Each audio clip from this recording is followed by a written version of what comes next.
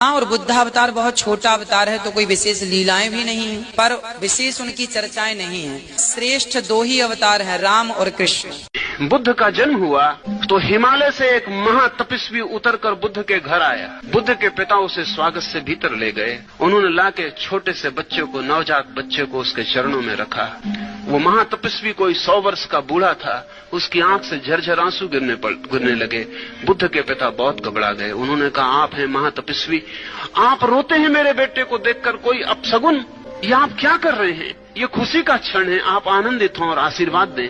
आपको कुछ दुर्घटना दिखाई पड़ती है? उस बूढ़े तपस्वी ने कहा, नहीं, इस बच्चे के लिए नहीं, दुर्घटना मेरे लिए है, क्योंकि ये बच्चा बुद्ध होने को पैदा हुआ, लेकिन मैं तब इसके संसर्ग को मौजूद न रहूं। ये मैं रो रहा हूं अपने लिए कि ये बच्चा बुद्ध होने को पैदा हुआ। इसके चरणों में एक क्षण बैठकर भी मैं वो पा लेता जो मैंने अनंत जन्मों में चल के नहीं पाया, लेकिन वो क्षण मुझे नहीं मिलेगा।